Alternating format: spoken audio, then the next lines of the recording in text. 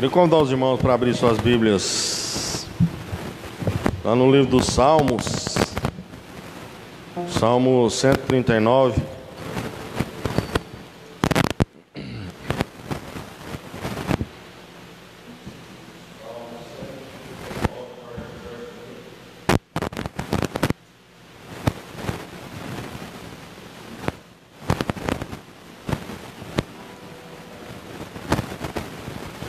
Diz assim a palavra de Deus, Salmo 139, diz assim a palavra de Deus: Senhor, Tu me sondas e me conheces, sabe quando me assento, quando me levanto, de longe penetra os meus pensamentos. Esquadrinhas o meu andar e o meu deitar, e conheces todos os meus caminhos. Ainda a palavra nem me chegou à boca, à língua, e Tu, Senhor, já conheces todas. Tu me cercas por trás e por diante, e sobre mim põe a mão. Tal conhecimento é maravilhoso demais para mim, e sobremodo elevado, não posso atingir. Para onde me ausentarei do Teu Espírito? Para onde? Se subo aos céus, lá está. Se faço a minha cama no mais profundo abismo, as asas da alvorada, e me detenho no ainda lá haverá a tua mão, e a tua destra me sustenta. Se eu digo, as trevas com efeito me encobrirão, e a luz ao redor de mim se fará noite, até as próprias trevas não te serão escuras. As trevas e a luz são a mesma coisa, pois Tu formaste o meu interior, Tu me teceste no seio da minha mãe. As tuas obras são maravilhosas, e a minha alma sabe muito bem. Os meus ossos foram recobertos, quando no corpo fui formado e entretecido com as profundezas da terra. Seus olhos me viram a substância ainda em forma. No teu livro foi escrito todos os meus dias, cada um deles é escrito e determinado, quando nem deles havia ainda. Até aqui. Amém. Aqui, Davi falando com Deus, esse salmo maravilhoso. Davi reconhecendo a onisciência, a onipotência de Deus, que Deus sabe todas as coisas, Deus conhece todas as coisas, e eu acho maravilhoso Davi fazer isso, porque nós também, muitas vezes, nós pegamos meio que duvidando talvez da onisciência de Deus, ou pelo fato da gente ser homens de pequena fé ou de pouca fé. Muitas vezes nós nos entregamos ao medo, ao desespero. Nós estamos passando por um momento difícil, uma situação complicada, mundial, onde nós temos um vírus que tem feito muito estrago, tem matado muitas pessoas, muitas pessoas. E eu fico observando as pessoas se degladiando, se acusando, jogando a culpa um para o outro. A culpa é da China, a culpa é do Bolsonaro, a culpa é da OMS, mas ninguém assume a culpa. Não tem culpado. Por que esse vírus está só? Deus permitiu que assim fosse. Nada acontece aqui se não for da permissão de Deus. Existe uma diferença muito grande entre a permissão de Deus e a vontade de Deus. Não estou dizendo que essa é a vontade de Deus, que o homem sofra, que o homem passe por essa situação, mas Deus permitiu, porque o homem buscou essa situação. O homem se afastou de Deus, e ele buscou isso para ele. E aí, todos nós pagamos por isso. Essas coisas acontecem, elas sempre aconteceram. Se você pegar a Bíblia, você vai ler várias pragas passaram pela história. Muitas pessoas morreram. E nós estamos vivendo essa situação mais uma vez. Beleza, essa não é a questão. A questão é a seguinte: onde está a sua fé? Como que você se sente por essa situação? O que você tem sentido dentro do seu coração passando por esse momento? Você tem se desesperado? Você tem se desesperado nessa situação? Você tem olhado para o lado e às vezes chorado à noite, falando, meu Deus, eu estou perdido, o que eu vou fazer? Tem muita gente fazendo isso. Tem muitos crentes desesperados, presos em casa. Aí eu não vou entrar nesse mérito porque cada um faz aquilo que julgar ser correto. Tem muita gente presa em casa, desesperada, não sai de casa para nada. Eu particularmente obedeço às normas e procuro fazer aquilo que estou sendo orientado a fazer para que eu não possa talvez contaminar outras pessoas. Eu não tenho preocupação com a minha saúde a respeito desse vírus. Isso eu falo aqui na presença de Deus. Eu não tenho medo nenhum de morrer pelo corona, porque se for de morrer, morrerei. A própria Bíblia diz que meus dias foram escritos determinados antes mesmo de formar.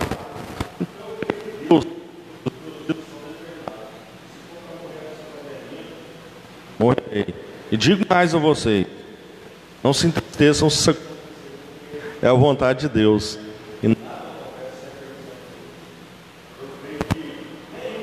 Nenhum cristão será levado para o céu se Deus não vier recolher. Que o inimigo ele não tem o poder de tocar em nós. Ele não tem esse poder. Ele não pode tocar em nós. Ele não pode tirar a nossa vida. De modo algum ele pode fazer isso. Então, meu irmão, aquieta seu coração. Se entrega para Deus. Entenda que Deus está no controle de todas as coisas. Deus vê todas as coisas. Você pode estar numa situação, como o próprio Davi diz aqui, você pode estar lá no abismo, no mais profundo do abismo, escondido. Deus está lá presente. Deus está presente onde nós estamos, onde nós estivermos. Deus está sempre conosco. Não se desespere não, pare de ver televisão, pare de ler as notícias ruins, vai ler a Bíblia. Se aproxima de Deus. Esse é um momento onde você tem a oportunidade de se aproximar de Deus. Aquieta seu coração, fica sossegado, para de apontar o dedo e culpar um ou outro. A culpa é nossa. A culpa é nossa. Nossa, quando eu falo, é do homem, porque o homem se afastou de Deus. O homem se afastou de Deus. E ele tem buscado tantas coisas, ele tem enchido a sua cabeça com tantas coisas, que Deus não cabe mais no seu coração. E aí, Deus vem para nos lembrar que Ele é o Senhor de todas as coisas. Essas coisas acontecem para que a gente possa refletir a respeito disso. Meu irmão, siga a sua vida. Se você não pode trabalhar, siga a sua vida em casa. Tenha uma vida normal. Siga as regras como estão sendo pedidas aí, porque a Bíblia diz também que nós devemos nos sujeitar à lei dos homens. Então não contrarie a lei dos homens não. Siga as regras, usa máscara, usa o álcool, faz os procedimentos de acordo com o que você tem que fazer, mas não deixe de viver por isso não. Isso é um momento passageiro. Vai passar. Quando eu não sei. É uma guerra. E a guerra ela não tem data de término. Ela começou, só Deus sabe quando ela vai acabar. E eu, como um crente que crê em Deus e espera no Senhor, eu estou aqui caminhando de acordo com a vontade de Deus.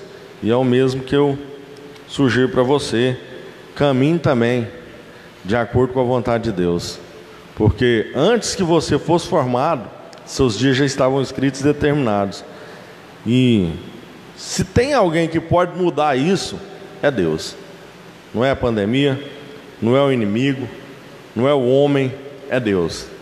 A palavra de Deus ela diz assim lá em Mateus 28, acho que é Mateus 28, Mateus 10, 28, ela diz assim: antes de temer ao homem, temei primeiro aquele que pode tirar a sua vida e matar a sua alma.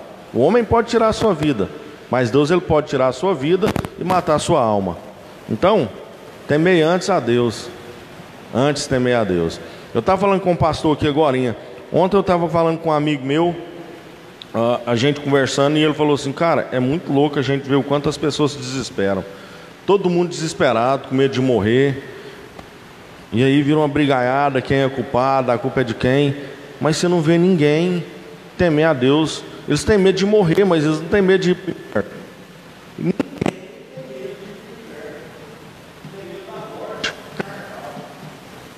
É muito louco. Isso é muito louco, porque se nós cremos que isso aqui é só uma passagem, A morte carnal não é nada. O que nós buscamos está lá em cima, está no alto, está depois dessa passagem. Eu não quero morrer, não estou dizendo isso, que eu quero morrer, pelo menos não por agora. Esse não é meu desejo. Mas esse não é o meu temor também. A minha preocupação não é essa, morrer aqui. A minha preocupação é alcançar o céu, é agradar o Senhor. E as pessoas, elas não estão preocupadas com isso. Elas não estão preocupadas com isso. Elas estão preocupadas com aqui, com agora. Elas querem viver agora, estão desesperadas. Então, meu irmão, viva a sua vida, siga a sua vida, continue crendo em Deus, confiando em Deus, esperando no Senhor. Porque a chuva pode durar uma noite, mas a alegria vem pela manhã. Nós cremos nisso. Vamos entoar um hino de número 10. Os irmãos estiverem preparados, têm a oportunidade de devolver os dízimos e ofertas.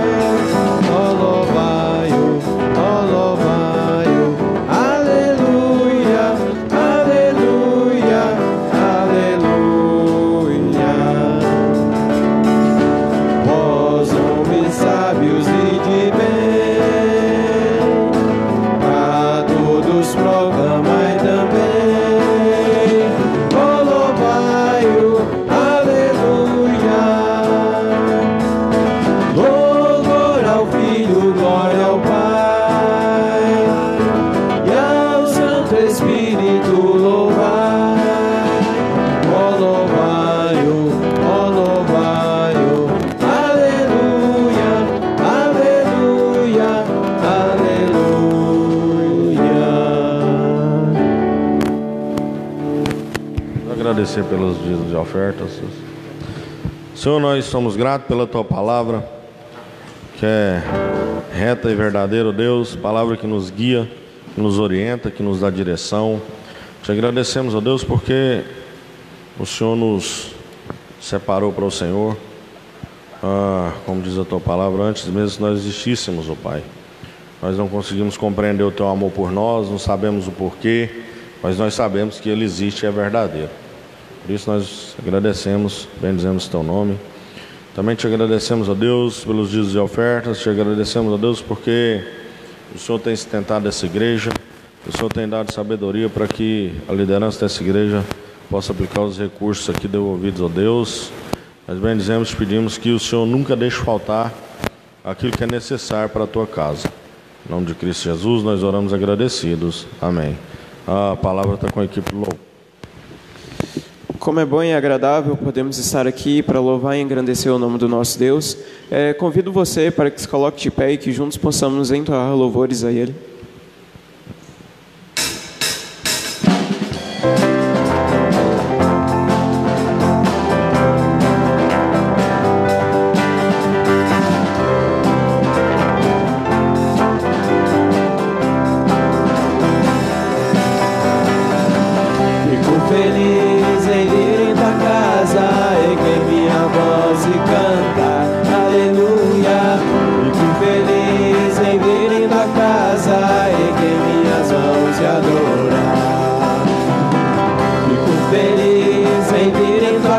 Erguei minha voz e canta, aleluia.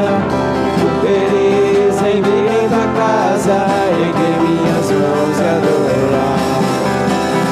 Bendito é o nome do Senhor. Bendito é o nome do Senhor. Bendito é o nome do Senhor para sempre. Bendito é o nome do Senhor. Bendito é o nome do Senhor. Bendito é o nome do Senhor para sempre.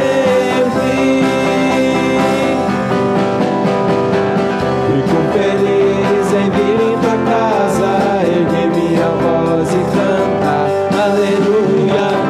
Fico feliz em vir em tua casa, erguer minhas mãos e adorar.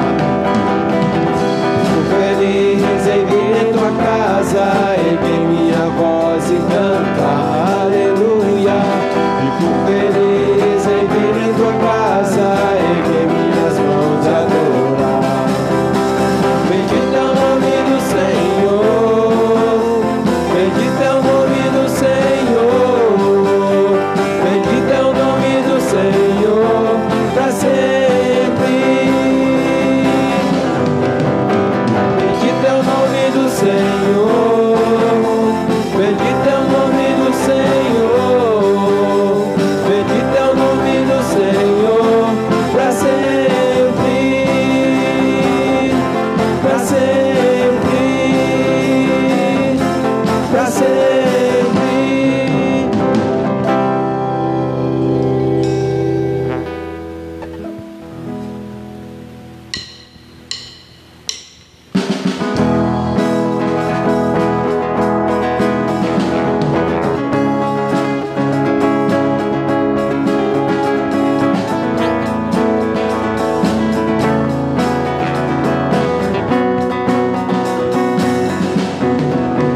Os que confiam no Senhor são como os montes de Sião, que não se abalam, mas permanece para sempre. São como rochas de Jerusalém, estão os montes, assim é o Senhor, em volta do seu povo.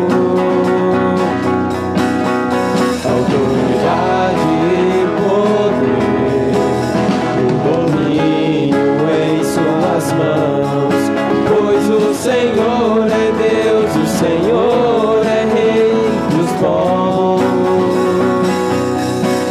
Cale-se diante dele a terra, dobre os joelhos, ergam as mãos, pois o Senhor é Deus, o Senhor é Rei dos povos.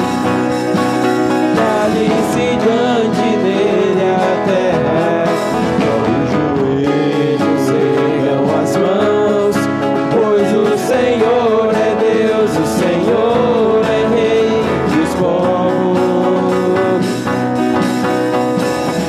Não dá sem Jesus, não dá o não dá sem Jesus, não dá pra viver, não dá sem Jesus, não dá pra viver, não dá sem Jesus, não dá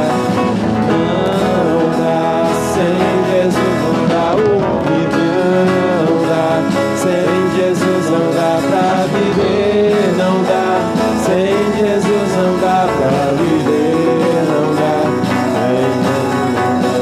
A terra vai um dia contemplar aquele que um dia virá com autoridade julgará toda a terra, se ajoelhará. Oh, aleluia. Ele voltará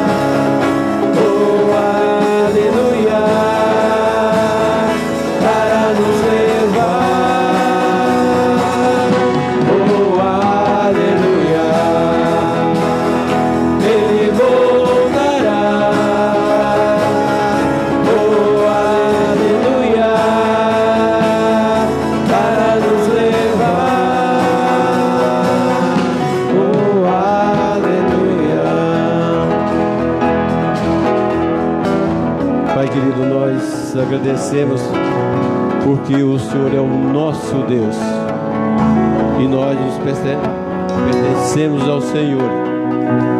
Como é bom, Pai, ter o Senhor em nossos corações.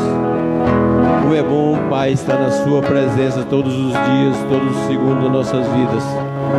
E como é bom estar na Tua casa para te prestar louvor e adoração. Receba, Pai, o nosso louvor, receba a nossa adoração.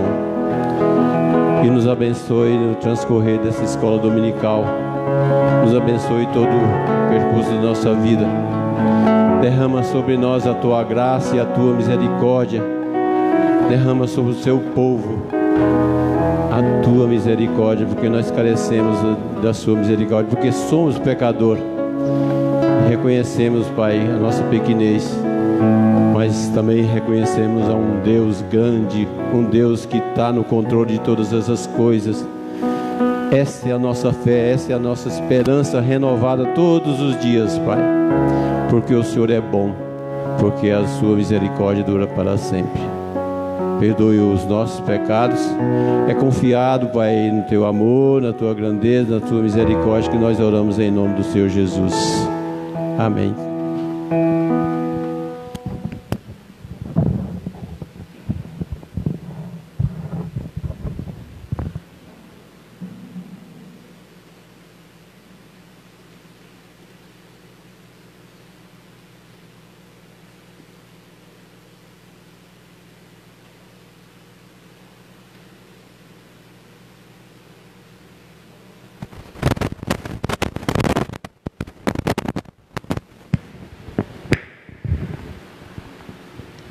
Graça e paz, irmãos. Bom dia para todos. Vamos dar continuidade aqui ao nosso estudo, lembrando os irmãos que a gente está numa nova etapa, um novo material. Mas antes da gente começar de fato o estudo, queria que você abrisse sua Bíblia. Atos capítulo 2.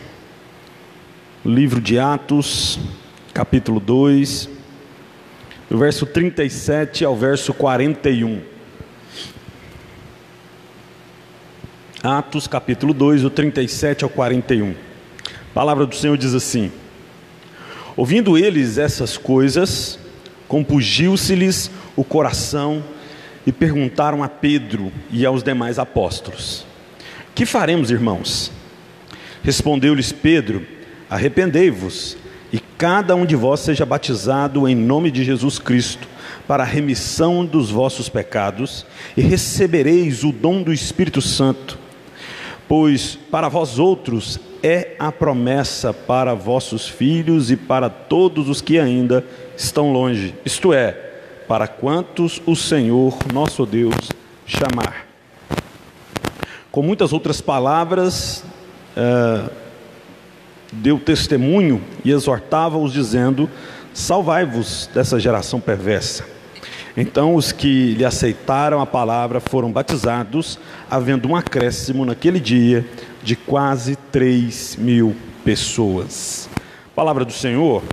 E irmãos, lembre-se que a gente agora vai começar a tratar de um assunto diferente daquilo que a gente estava discorrendo, né? A gente falou sobre a busca da santidade, depois a gente falou sobre a busca do crescimento, e agora a gente vai falar sobre a busca do avivamento, tendo como base o livro do Jonathan Edwards, né, que está aqui na minha mão, obra clássica sobre a relação entre os períodos do reavivamento e a oração, ok? Mas antes da gente falar de fato sobre esse assunto e passar de fato para a exposição de algumas das ideias de Jonathan Edwards sobre avivamento, é preciso a gente estabelecer uma definição sobre o que é avivamento, porque é fato que a gente experimenta dias, né, no qual essa palavra avivamento perdeu-se um pouco do significado bíblico da palavra.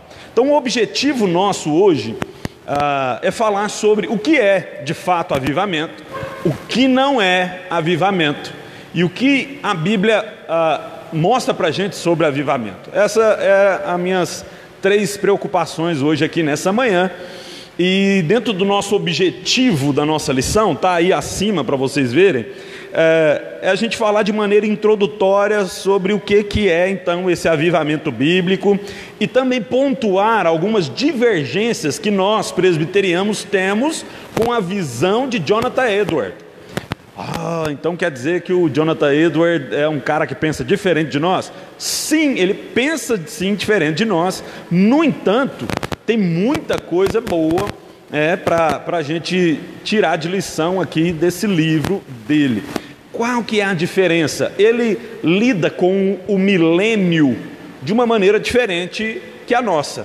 Nós acreditamos que já estamos vivendo o milênio, né? Tem aqueles que acreditam que o milênio também é agora, só porque antes de Cristo voltar, o Evangelho e a lei de Deus vai tomar uma proporção tão grande que vai mudar toda a forma de vida humana, fazendo dos homens e da nossa sociedade uma sociedade boa.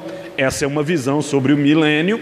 Mas também tem aqueles que pensam que Cristo vai vir governar aqui na terra sobre 1000 anos, né? Sobre 1000 anos. Muitos divergem se vai ser literalmente 1 ano ou 1000 anos, ou isso é uma medida metafórica, né? uma expressão metafórica, mas pensam que Cristo ainda vai vir, vai governar 1000 anos, então só depois haverá a restauração de todas as coisas, a ressurreição dos mortos e todas essas coisas. Ok. Mais adiante, muito provavelmente no nosso próximo encontro, eu vou falar sobre essas divergências e apresentar aquilo que nós cremos. E basicamente é isso que nos separa de Jonathan Edwards, de maneira que não tem tanto prejuízo assim no que diz respeito à nossa visão e à visão de Jonathan Edwards sobre o avivamento. Mas a primeira coisa, minha tarefa hoje é tentar mostrar para vocês o que é avivamento, tendo como base aspectos históricos e também o que a Bíblia diz sobre avivamento. Então, como eu já disse, nós estamos trabalhando aqui esse livro de Jonathan Edwards, e a nível introdutório eu achei interessante a gente compartilhar um pouco do que foi a experiência de Jonathan Edwards vivendo o avivamento, na qual ele foi um dos precursores, né, do século XVIII. E diz o livro, né, que Jonathan Edwards foi então responsável, um dos responsáveis por esse avivamento. Ele testemunhou um derramamento espiritual particular sobre o povo de Northampton, a cidade então a qual ele era pastor, né? E esse avivamento começou a ser repetido ou derramado por Deus em algumas outras regiões. Veja aqui um trecho do que diz o livro de Jonathan Edwards falando sobre essa experiência em particular. Tá aí? Tá, ok. A obra do reavivamento começou quando certa mulher ficou sob forte convicção de pecado e de alienação de Cristo ao ouvir os sermões sobre a justificação pela fé somente. Sua conversão desencadeou uma obra extraordinária do Espírito Santo, a qual resultou em algumas centenas de conversões. O zelo desse movimento se espalhou por outras cidades de Connecticut, River Valley, o que resultou em ondas adicionais de reavivamento. Então, a nível de introdução, é preciso considerar que o avivamento não é especificamente manifestações poderosas e extraordinárias do Espírito Santo, como se pensa, mas sim uma forte convicção de pecado que leva ao arrependimento e à conversão de pessoas. A gente está muito ligado à definição contemporânea de avivamento. Eu lembro de um irmãozinho aqui da igreja que sempre falava para mim assim: nossa, pastor, mas essa escola bíblica dominical é tão sem graça. O que ele estava querendo dizer, e ele falava com essas palavras, né? A gente precisava de uma coisa mais avivada. O que ele estava falando era de animação. Não tem nada a ver com avivamento do ponto de vista bíblico, né? E por vezes essa animação ela faz parte da personalidade daqueles que estão à frente do estudo da escola bíblica dominical. E isso não tem como ser mudado. Deus chama as pessoas com as suas personalidades. Então tem aquele pastor que vai ler o sermão dele de capa a capa, então pausado e dócil, né, e gentil. E tem aquele pastor que vai berrar, que vai gritar. Essas coisas têm a ver com personalidade, não com avivamento. Essa é uma visão distorcida dos dias de hoje que nós temos sobre avivamento. Ou então, pastor, a gente deveria parar de tocar hinos na igreja, porque o hino é aquela coisa, né? Vós, criatura de Deus Pai, né? Tem a ver com gosto, com preferências, não tem a ver com avivamento isso. Então a gente precisa restaurar essa nossa visão sobre o que é avivamento. Então, antes de apresentar a proposta de Jonathan Edwards, é preciso a gente considerar 3 coisas sobre o avivamento. Primeiro, o significado bíblico do avivamento. O que significa isso do ponto de vista bíblico? A gente precisa parar um pouco e considerar essas coisas para que a gente possa restaurar a nossa visão de avivamento.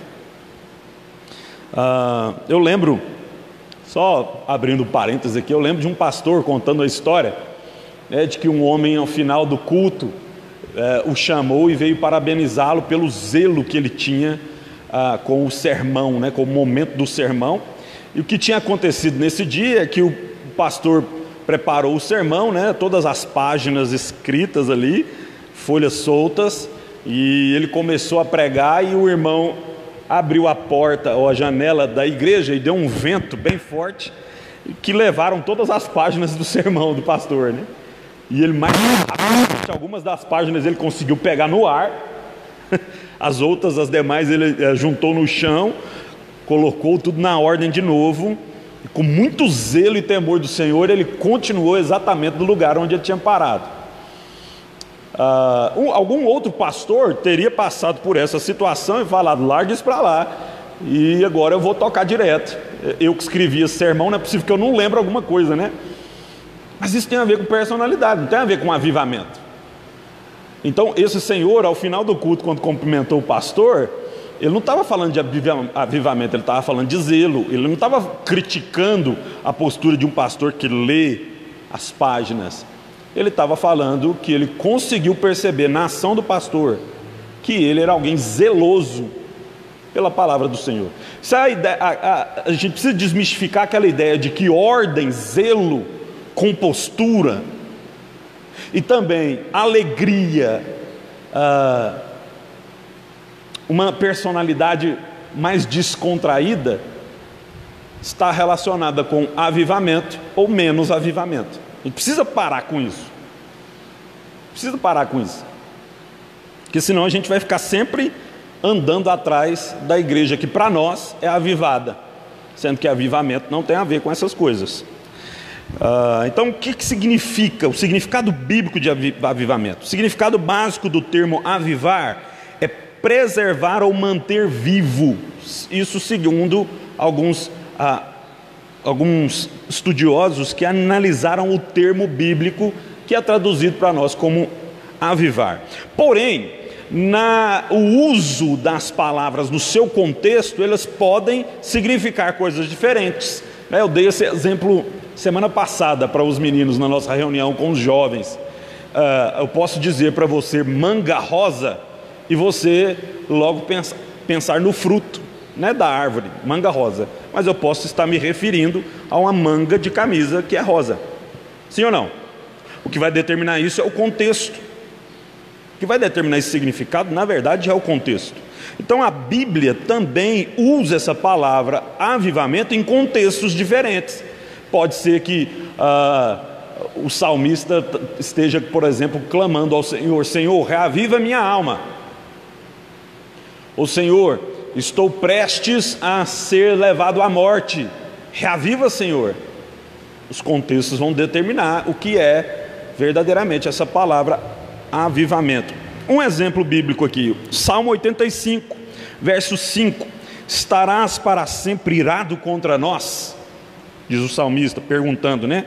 Estenderás a tua ira a todas as gerações? Não tornarás a vivificar-nos? Está aqui a palavra, vivificar, avivamento. para que o teu povo se regozije em ti? Mostra-nos, Senhor, a tua benignidade e concede-nos a tua salvação. O que o salmista está perguntando ou pedindo para Deus no verso 6? Não tornarás a vivificar-nos para que o teu povo se regozije em ti? Ele está falando do avivamento, cujo contexto determina que avivamento é transformação. Um povo que estava separado de Deus, e o salmista fala: Senhor, até quando? O Senhor não vai vir e nos reavivar para que o povo possa ter prazer no Senhor novamente? Isso é avivamento no contexto de uma transformação. Um outro exemplo, Hebreus capítulo 3, verso 2: Eu ouvi, Senhor, a tua fama e temi. Aviva, ó Senhor, a tua obra no meio dos anos, faze que ela seja conhecida no meio dos anos. Na ira, lembra-te da tua misericórdia.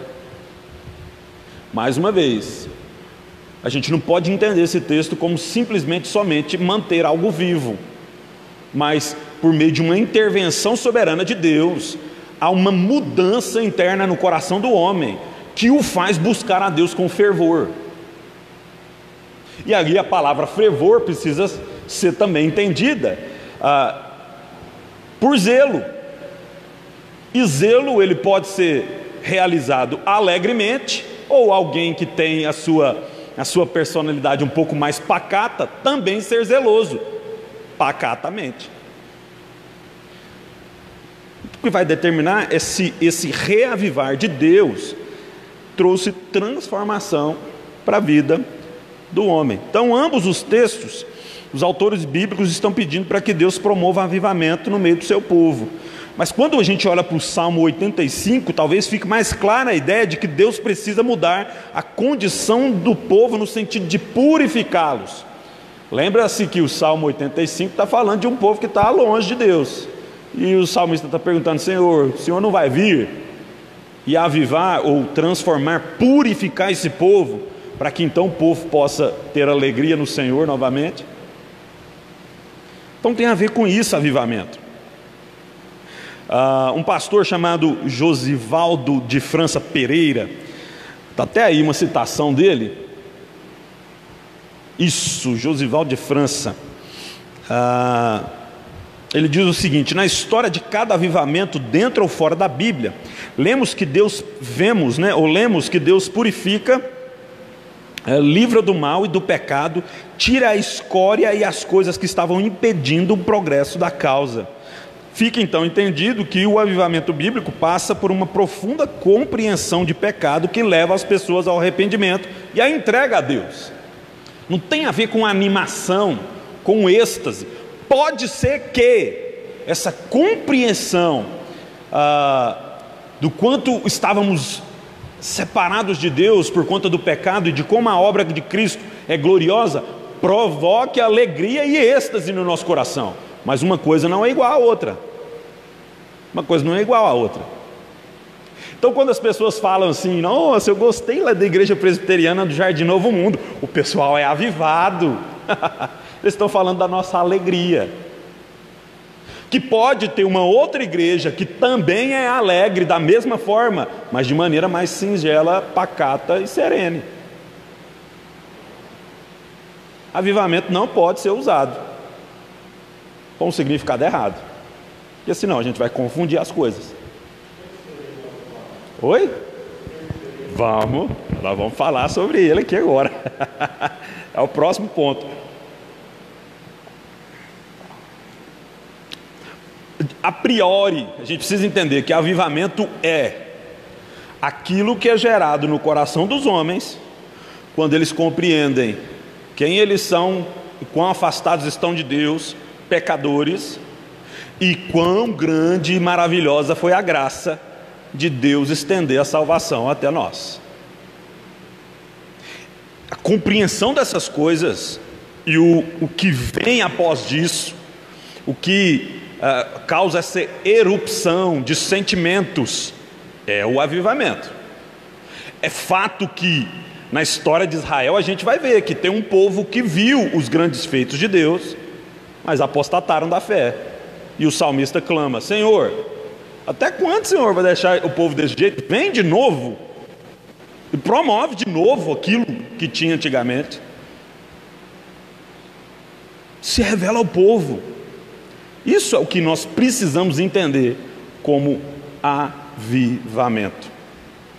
Então, nos tempos de hoje, pelo menos essa análise que eu faço, difícil existir ou acontecer um avivamento quando a igreja deixou de falar sobre pecado e sobre a obra da graça. Por vezes se exalta ainda em alguns nichos, né, a obra da graça. Maravilhoso falar sobre a graça, mas a graça faz sentido quando entendemos o pecado, quão pecadores nós somos. Então é preciso retornar a isso. A gente vai ver aqui que um dos episódios de um grande avivamento que aconteceu foi exatamente com a mensagem de João Batista, que era simples: pecadores, arrependei-vos. Isso, era essa a mensagem. Ok. Então ainda cabe nos falar sobre uma particularidade do uso desse verbo avivar na língua hebraica. Na esmagadora maioria das vezes o verbo é utilizado num intensivo hebraico. Intensivo é como se fosse superlativizar, o superlativo, né? Se você recorda aí das suas aulas de português, segundo grau, você vai lembrar o que era um superlativo, né? Que é a ideia de intensificar as coisas.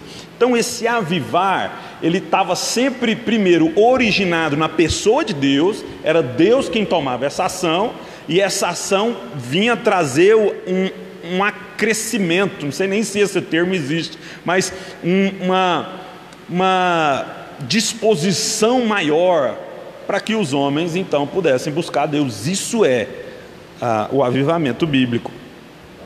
Oi.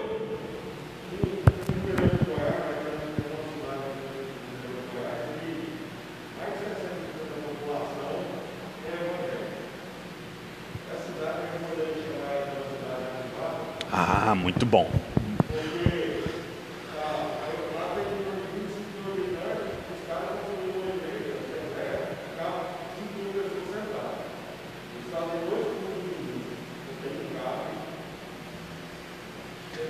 Interessante isso.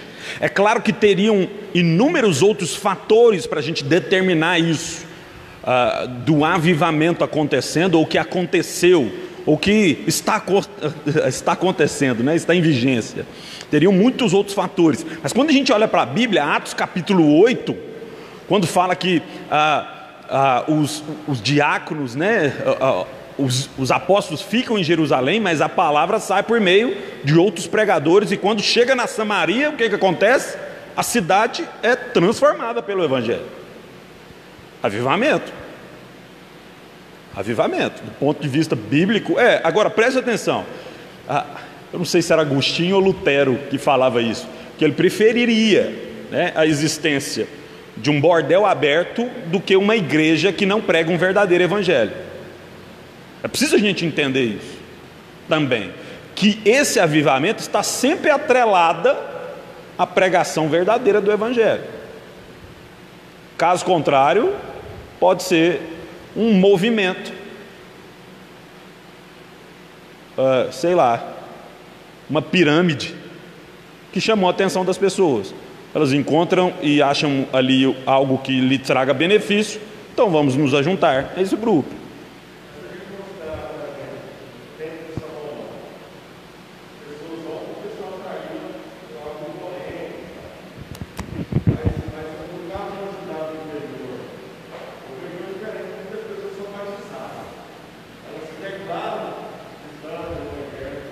Ok, existe conversão, é um sinal do avivamento. A gente vai ver isso aqui, os textos bíblicos, tá? Quando existe transformação, pensem nisso, transformação, tá certo? Tem um outro artigo intitulado A História por Trás dos Pecadores nas Mãos do Deus Irado. Tá aí? Esse pecadores na mão de um Deus irado é um dos sermão, né, que Jonathan Edwards prega na época desse reavivamento, desse avivamento que está acontecendo. E tem um artigo, está até disponível na internet, está o endereço aí para a gente fazer juízo ao autor, né? Está disponibilizado aí para vocês a informação, caso alguém tenha interesse, pode procurar lá. Ele diz o seguinte: na segunda-feira, depois do culto de comunhão, Edward pregou numa reunião privada para uma multidão aglomerada em 2 grandes cômodos de uma casa. Na pandemia isso é impossível, né? Um visitante que chegara depois do sermão disse que uma distância de 400 metros podia-se ouvir berros, gritos e lamentos, como de mulheres em dores de parto, quando as pessoas agonizavam pelo estado da sua alma. Alguns desmaiaram ou entraram em transe, outros foram tomados de extraordinário chocalho nos corpos. Chacoalho, né? Desculpe, meus irmãos. Outros foram tomados de extraordinário, de novo, Edwards e outros oraram com muitos dos consternados e levaram alguns a diferentes graus de paz e alegria, alguns a elevo, tudo exaltando o Senhor Jesus Cristo, e exortaram outros a se achegarem ao Redentor. Então veja como está sendo descrito aquilo que está acontecendo nesse avivamento, que foi na época de Jonathan Edwards. Uma manifestação poderosa do Espírito Santo, mas que levavam as pessoas a compreender o seu pecado e a graça gloriosa que eles estavam recebendo por meio daquela pregação. É preciso fazer essas conexões, senão o que a gente está tendo é uma alegria, um êxtase ou algo que não procede da parte de Deus. Então alguém estava chegando, ver, está acontecendo alguma coisa, porque as pessoas estão gritando. Veja que o sentimento, a alegria, as emoções, elas não estão separadas do avivamento, mas elas precisam estar conectadas a uma compreensão de quanto somos pecadores e de quanto Deus é gracioso para conosco. Isso é o que caracteriza essas emoções, né? O que alimenta essas emoções. No Novo Testamento a gente encontra um conjunto de palavras que expressam o conceito básico do avivamento. E no Novo Testamento apresentam alguns termos que trazem uma ideia de que algo novo está renascendo. Por exemplo, ele fala de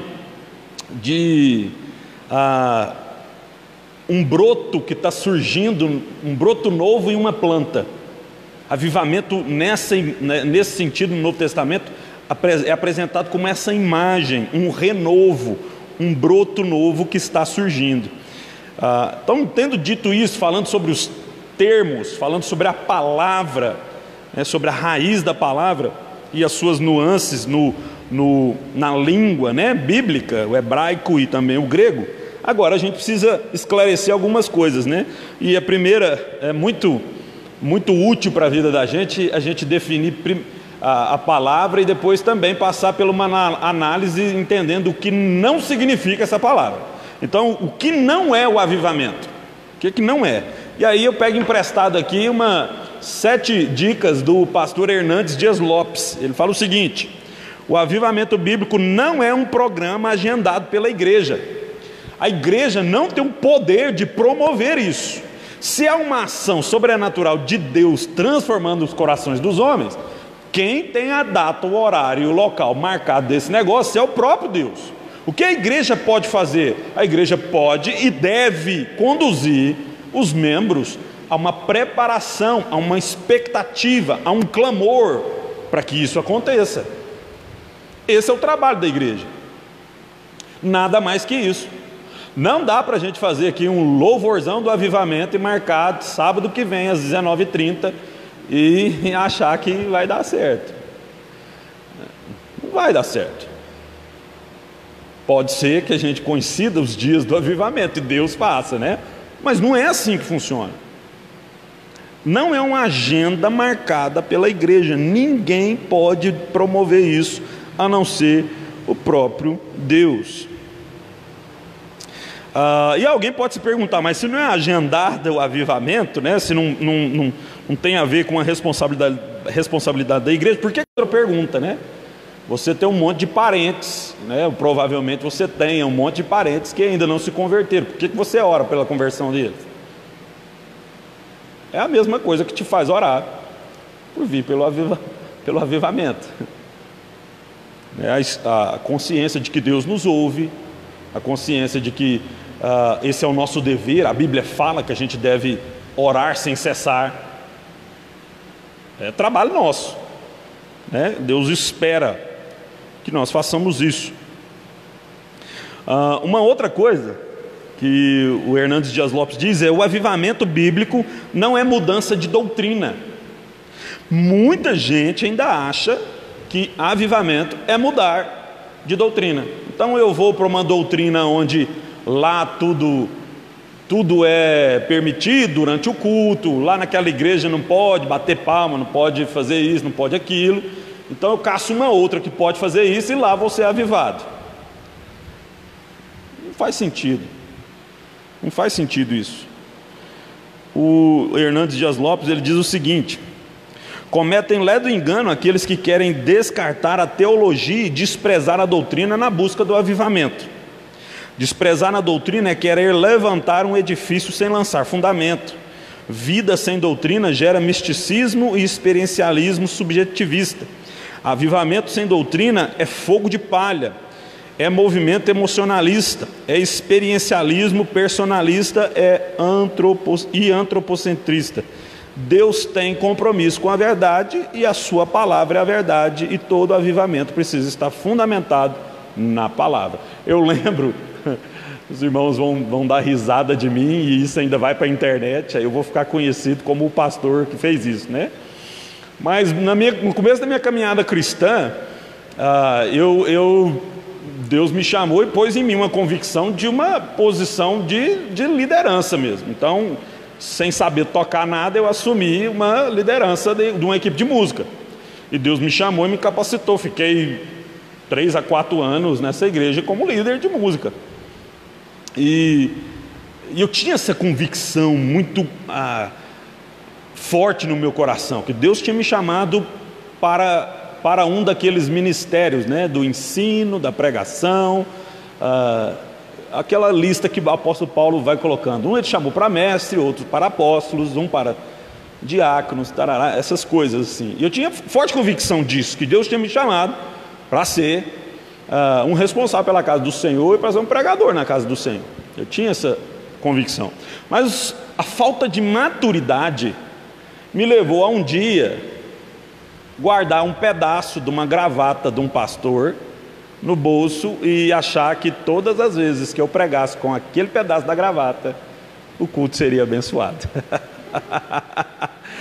Veja como que a falta de maturidade, né? A falta de uma doutrina sólida, de que o culto primeiramente não é para as pessoas, é para Deus, e que eu preciso estar com a minha vida consertada diante de Deus, estar fazendo o máximo para expressar minha adoração sincera e verdadeira a Deus. As outras coisas não serão acrescentadas. Buscar primeiro o Rei de Deus e a sua justiça, as outras coisas não serão acrescentadas.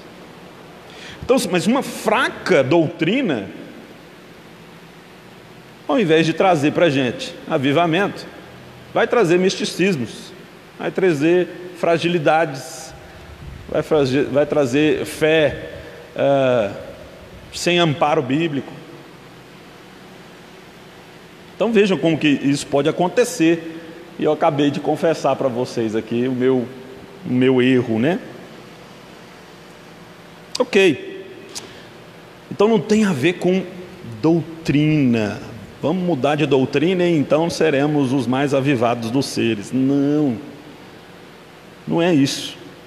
Terceiro, o avivamento bíblico não é mudança litúrgica. Lembra do irmão que eu falei para você, que falava assim, nossa, mas é tão sem graça.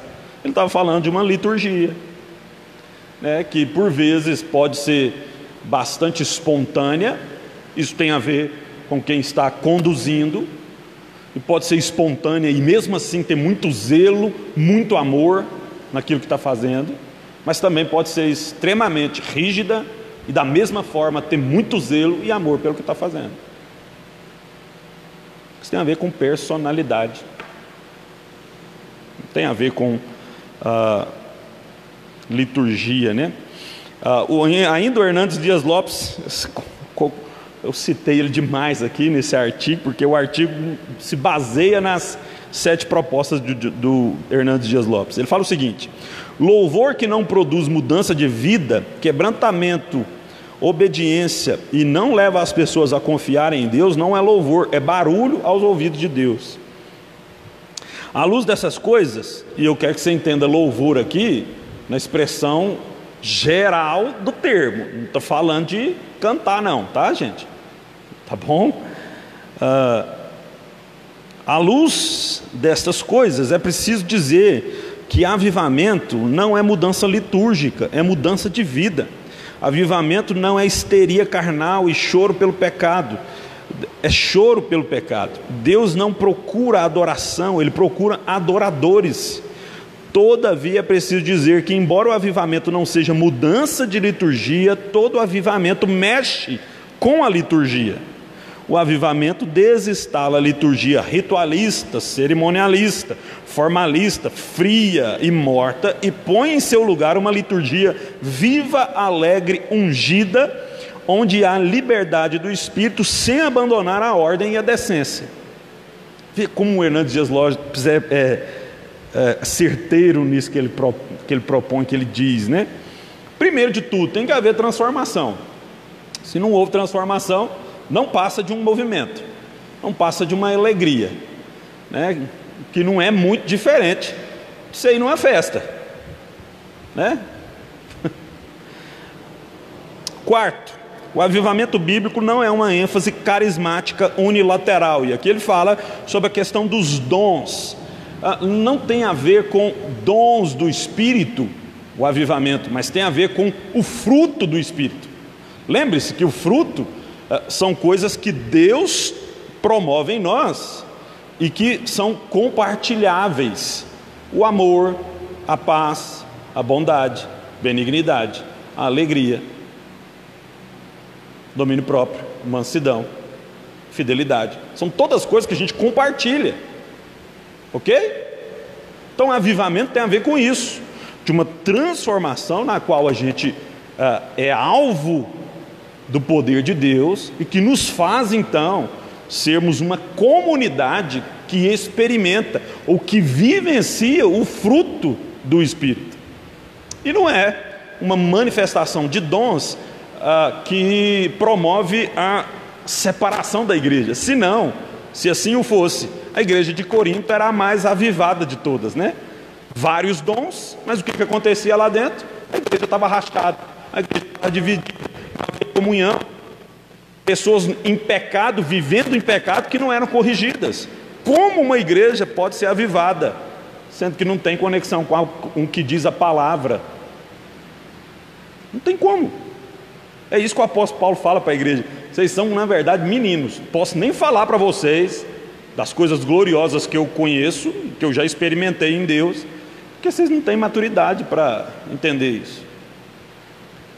Vocês precisam ainda de leite espiritual, ao invés de coisas substanciosas, né? Quinto, o avivamento bíblico não é modismo. Então a gente vive também num tempo onde a gente estabelece como moda, né? É moda estar numa igreja avivada. Eu lembro, como eu venho de uma igreja que se dizia avivada equivocadamente, né? Como eu venho da Assembleia de Deus, eu lembro quando foi o meu primeiro culto na igreja presbiteriana. E quando eu olhei para as irmãs do louvor cantando, todas elas afinadinhas, cada uma na sua voz, cada uma no seu tom, divididinha a música, eu falei: misericórdia. Sabe por quê? Porque minha visão de avivalismo ou de avivamento era onde que cada um podia cantar no tom que quisesse, e que virasse a maior bagunça e estava tudo certo. Quando eu cheguei num lugar onde as coisas eram feitas com excelências, entre aspas, porque também existe igreja presbiteriana que não cuida com excelência dessas coisas, né? Mas quando eu vim para uma igreja que cuidava disso com excelência, eu achei esquisito, sendo que isso é o que se esperava.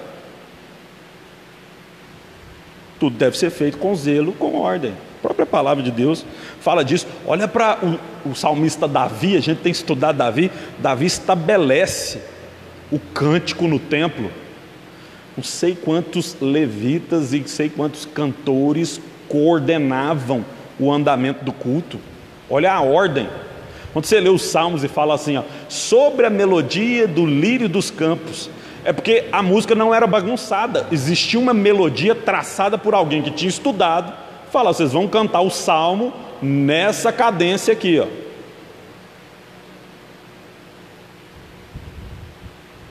Era com ordem, não era cada um para um lado, não. Era com cuidado, com zelo.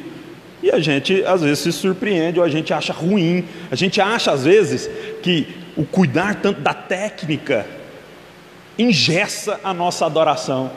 Mas quando a gente olha para a Bíblia, a gente percebe que é o contrário. Não precisa ser frio e morto, né? Tem um autor que diz que não tem nada mais solene do que um morto. Todo mundo, na hora que vê um caixão, fala, né? E da mesma forma o culto, quando o culto é morto, está todo mundo, né? Não é assim? Mas não pode ser assim. Tem que ser baseado naquilo que a gente compreendeu, de quão pecadores somos, de como Deus é gracioso. Isso precisa gerar uma reação em nós, que nos faça então avivados, nesse sentido. Então não é modismo. Sexto, o avivamento bíblico não é uma visão dicotomizada da vida. Alguns também pensam que serão avivados quando se separarem desse mundo. Então eu vou para uma chácara lá longe, fico preso lá uns 15, 20, 30 dias, né, buscando um encontro verdadeiro com o Senhor. Então lá acontece esse avivamento. A pergunta é, para que você ficou avivado então? Se era para você ficar sozinho? Qual que é o propósito disso? Essa é aquela visão dos monges, né? Que eu não estou falando que seja ruim. É bom às vezes você desligar celular, desliga a televisão. Se tiver jeito de desligar menino, você desligava, mas às vezes dá para prender-os num cômodo. Dá para mandar ele para a casa da avó. Não é assim? E aí sim você para um pouco, desliga de tudo, tem um momento de contemplação. Esses dias uma aluna do IP me procurou, perguntando, mas como é que Deus fala com o senhor? Falei, difícil de te explicar isso, só porque a Bíblia está cheia de palavra do Senhor. Como que você vai fazer para que isso alcance o seu coração e se torne verdadeiramente o que o Senhor diz para você e você entenda, faça sentido para você? Aí você pode usar um punhado de técnicas. Eu, pastor Wagner, eu tenho sempre um período do dia o qual eu sento ou me deito, fecho os olhos e fico pensando. Aí uma expressão bem pentecostal, né? Dou lugar para o pensamento. E nesses pensamentos vai vindo muitas coisas na minha cabeça. O que eu vou fazer na igreja nesse ano? O que eu pretendo? Quais os objetivos que eu quero alcançar? O que eu posso melhorar nisso ou naquilo? Como que vai ser a dinâmica de funcionamento? E aí, depois de pensar isso tudo, eu começo a perguntar assim, onde Deus fala que isso é o certo a ser feito? Lá naquele texto assim, Deus fala, faz isso assim, assim. Ok, isso aqui tá beleza, estou dentro do negócio. Eu estava falando isso agora, antes da gente começar. E quando você faz um punhado de planejamento e Deus vem e para o mundo, igual ele parou agora com a pandemia. Meu planejamento para 2020, meus irmãos, se vocês pararem para ler, vocês vão falar assim, pastor surtou. Não dá tempo. Festa de criança, festa da Páscoa, festa disso, festa daquilo outro. Treinamento, discipulado básico, discipulado avançado, discipulado já assim, treinamento para liderança, treinamento para diaconia, treinamento para presbíteros, curso de iniciação para pregação expositiva. Está tudo isso lá. E quando Deus vem e fala o seguinte: parou, você vai fazer só o que dá. Sabe o que aconteceu? Todo nesse meu planejamento, talvez tenha faltado uma coisa que é primordial: entender que o homem faz planos, mas a palavra final vem da boca de Deus. Então é dessa forma. Eu não sei qual é a sua, mas sempre está atrelado àquilo que Deus diz na palavra. Deus não pode falar de nenhuma outra forma. Na verdade Ele pode, mas Ele quis falar assim, aqui. Não é preciso a gente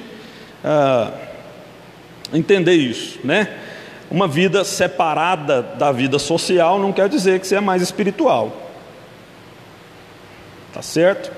O avivamento bíblico não é uma campanha de evangelização. Aqui eu não confesso para vocês que eu não tenho ainda uma posição correta. O Hernando Dias Lopes diz que avivamento é coisa para crente, para quem já conhece o Senhor. E aí, quando eu olho para os textos bíblicos, por exemplo, em Éfeso, quando Paulo prega o evangelho lá naquela cidade, e os mágicos e feiticeiros daquele lugar vão tudo para a praça pública e começam a queimar os seus livros de feitiçaria, eu fico me perguntando: esse povo já era crente ou ele não era crente? Foi uma conversão ou foi um aquecimento da fé? Eu confesso para vocês, ainda não consigo fazer uma análise disso, mas é bem provável que, como Paulo passou cerca de 1 ano e meio na cidade de Éfeso, pregando lá na escola esqueci o nome do rapaz, mas depois eu lembro. Abriu-se uma escola lá, e aí abriu um lugar para que Paulo pregasse o evangelho naquele lugar. 1 ano e meio de pregação. Será que esse pessoal já não tinha ouvido falar sobre o Cristo que Paulo pregava? São algumas perguntas que a gente precisa fazer. Mas há avivamento. Eu sou tendencioso a pensar que aquilo que o avivamento produz na vida do cristão pode sim levar alguém à conversão. A gente sabe que conversão é do Espírito, mas as pessoas contemplando o que Deus está fazendo, como foi no texto de Atos capítulo 2, as pessoas se rendem ao senhorio de Cristo. Mas lembra que se renderam depois da pregação de Pedro. Elas viram o derramamento do Espírito e falaram: esse pessoal está bêbado. Como que pode ser possível isso? O pessoal fala em outras línguas e a gente consegue entender. Eles não fazem parte da nossa nacionalidade, eles não são, sei lá, da Inglaterra, eles não falam inglês, eles não falam outra língua, mas eles estão falando e a gente está entendendo.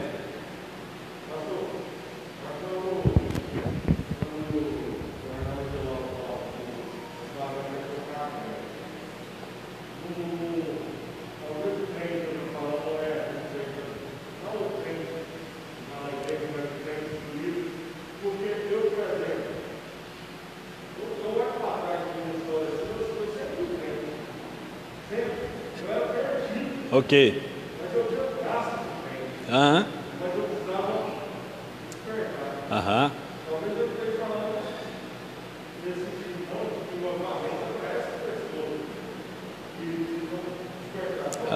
Aham.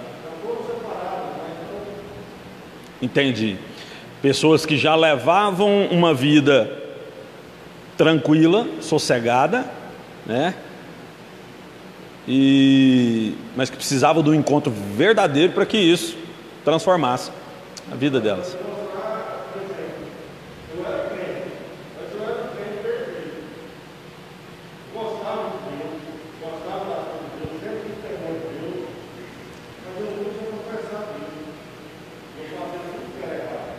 Uhum. Aham.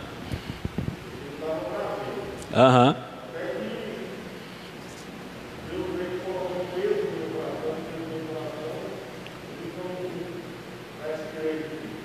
Ok. Aham. Entendi.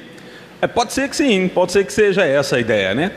Pode ser que seja esse o cerne do argumento do Hernandes Dias Lopes. Agora, a minha ideia também era expor para vocês o padrão bíblico de avivamento. Pode passar. Então é preciso a gente entender que o avivamento, ele é uma frequente na história bíblica, que a gente não precisa ter medo dele. Várias pessoas, né, inclusive nas igrejas mais tradicionais, as pessoas têm medo do avivamento por conta desse senso comum de que avivamento são espetáculos do Espírito Santo, né? E não necessariamente, né? Como nós já dizemos aqui. Então a gente não precisa ter medo disso, porque ela sempre aconteceu na história do povo de Deus. Então a minha preocupação nesse ponto é perceber em alguns textos bíblicos os padrões divinos do avivamento. Passamos então a analisar alguns deles. Nos primórdios, que está lá em Gênesis, Gênesis capítulo 4, verso 26. Alguém abre aí para mim e lê bem alto esse texto. Gênesis capítulo 4, verso 26.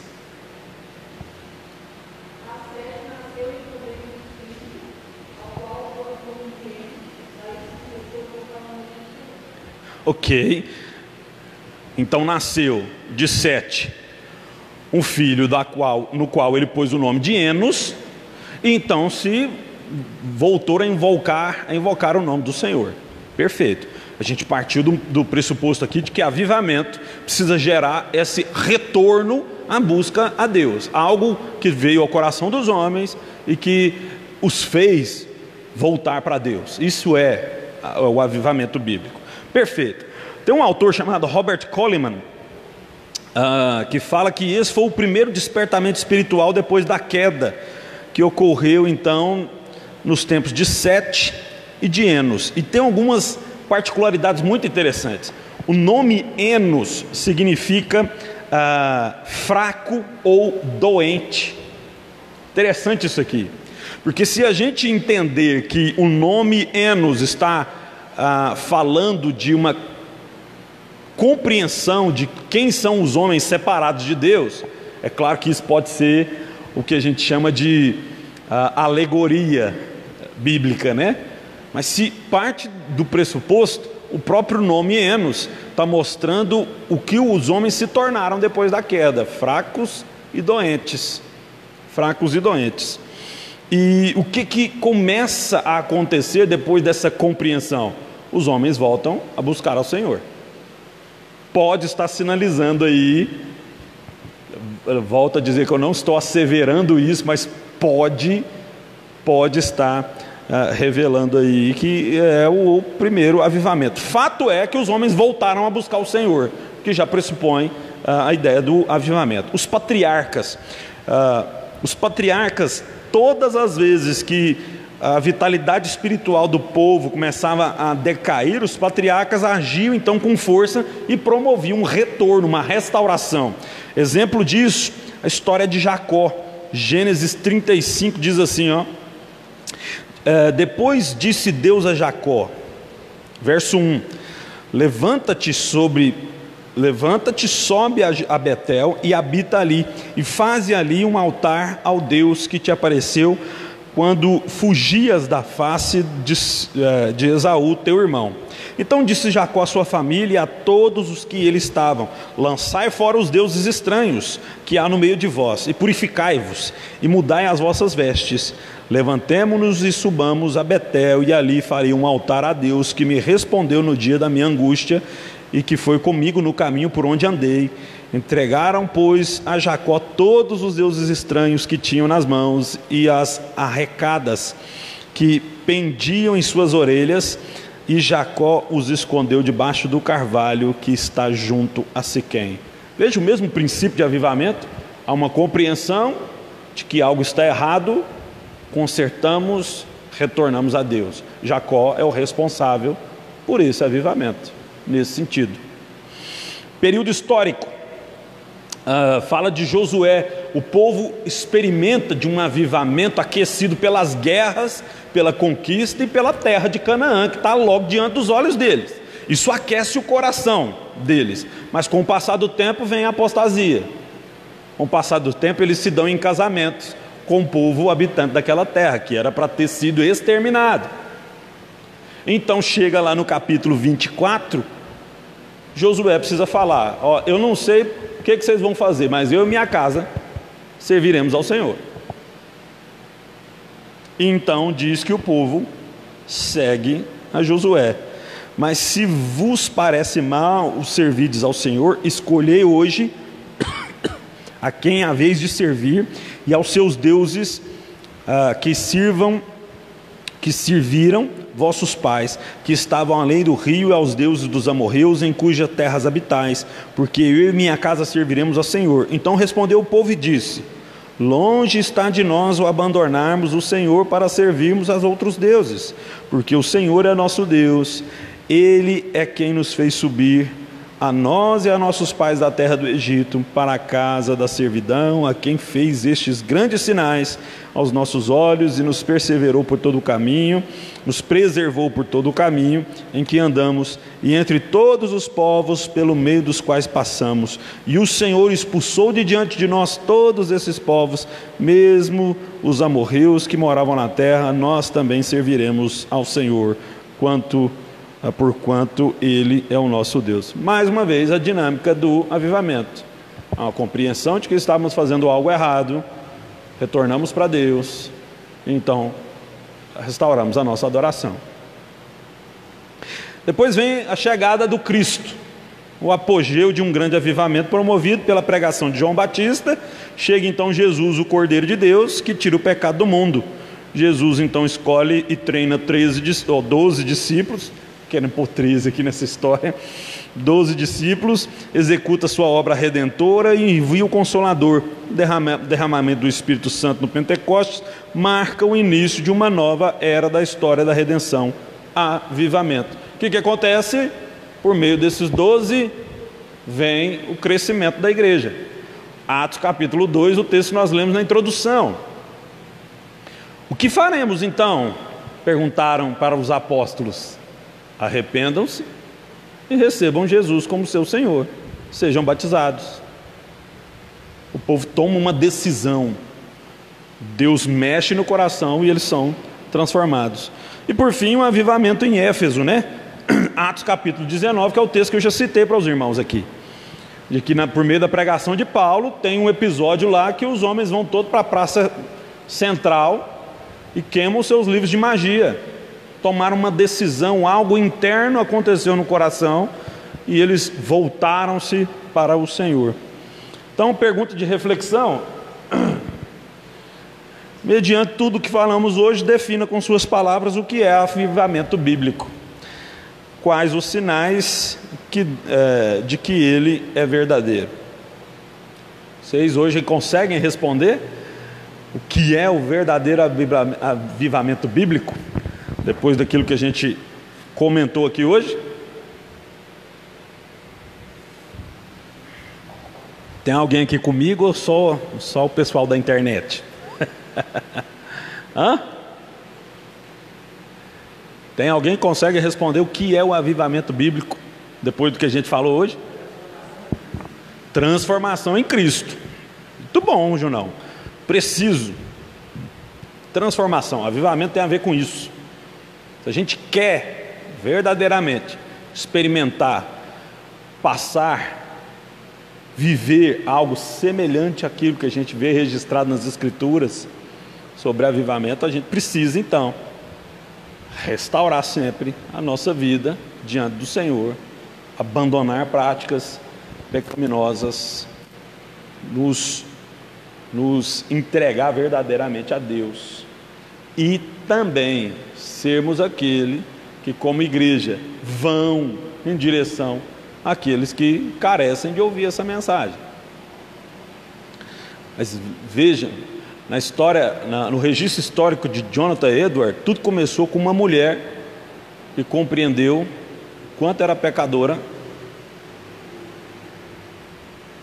e o quanto ela precisava se consertar com Deus, e quanto Deus era maravilhoso, porque lhe dava a oportunidade desse conserto. E isso foi o bastante para incendiar toda aquela época, trazendo então esse verdadeiro avivamento, que foi registrado historicamente. É a mesma dinâmica para hoje. Então a proposta de Jonathan Edwards é que a gente ore por isso, para que isso aconteça. Lembra que não é uma agenda da igreja, tá? A gente ora, clama por isso, mas quem vai fazer essa obra gloriosa é o próprio Deus.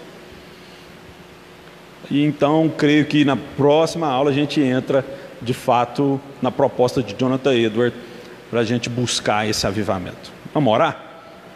Fecha aí os seus olhos. Eu queria também pedir aos irmãos que estejam orando pela Dona Adélia.